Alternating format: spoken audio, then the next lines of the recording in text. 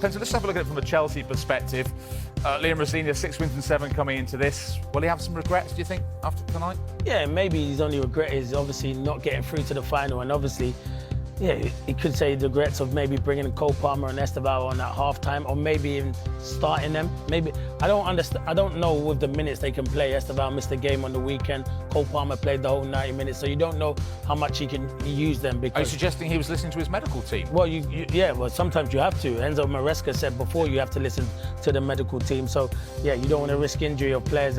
But I think in a big game like this is where maybe Cole Palmer needed to start, because when he came on, he had a difference. He's getting into pockets. We know about his ability, and I've always liked Esteval. I think that kid's going to be a superstar. So that might be the only regret, that maybe he started them 2 players. But you know, if they weren't right and the medical team, I'm not saying this is the case, but this is my opinion. If they weren't right and the medical team have told that, then he's got his hands tied behind his back. But they did make a difference. But as much as you can say Chelsea will be disappointed, Arsenal were outstanding in their defensive duty. Even though they didn't have a lot to deal with in the first half, in the last 20, 25 minutes, Chelsea did throw a lot at them. Esteval, just to point out, he was in Brazil, wasn't he, over the weekend? Yeah, that's it, family reasons. So that's probably he's travelled back, so I understand why he's not started. Yeah, definitely. I mean, they're still got to go and win this, Arsenal, and as you pointed out before a ball was kicked, it's Manchester City most likely, or maybe Newcastle in the final, so still a lot of work to do. But just psychologically for this Arsenal side, it's been a stick to beat them with, isn't it? They haven't won anything since the 2020 final, not been reaching finals, they've been finishing second in the league. Mentally, for this team, how important that they are now in a Wembley final? No, it's bigger, and someone said it earlier, if they can go to the final and win this, and you said it, Jules, about in March, that will give you confidence from March to the end of the season to try and go and win that Premier League, which I think they're favourites, because in April they play a big game against Man City in the Premier League. But now it's massive for this group, and it's massive for the fans as well. Over the last few weeks, before the Leeds game, there was a lot of talk of maybe Arsenal again, you know, not up to it, but they're up to it. Every team is going to have ups and downs. Arsenal had a couple of games where it didn't go their way, and all of a sudden they're finished as a team. No chance are they finished. And they showed their quality today. And as a back pair, the back four, and you can fold Calafiori in there, and Capia did well, they're the best back four in the Premier League defensively, because they've got 2 of the best centre-backs around, and Timber, who I think is outstanding at right-back. So they're very good, and everyone knows their job.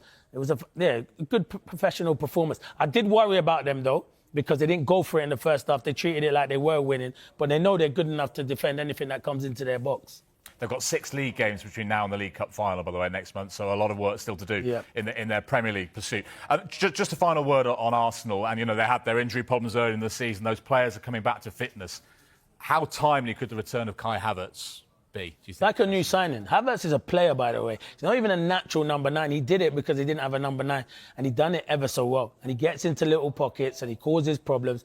Chamber will tell you centre-halves don't know whether to come out or not, because it's in an area where they don't know and where they're holding midfield. This is the goal. And this is good. But this is all about Declan Rice, because he should not be there in that minute of the game. But that is Declan Rice, and that's what he's all about. But once he gets into it, was he ever going to miss Havertz? Absolutely no chance. He's composed in that position. He's a top player.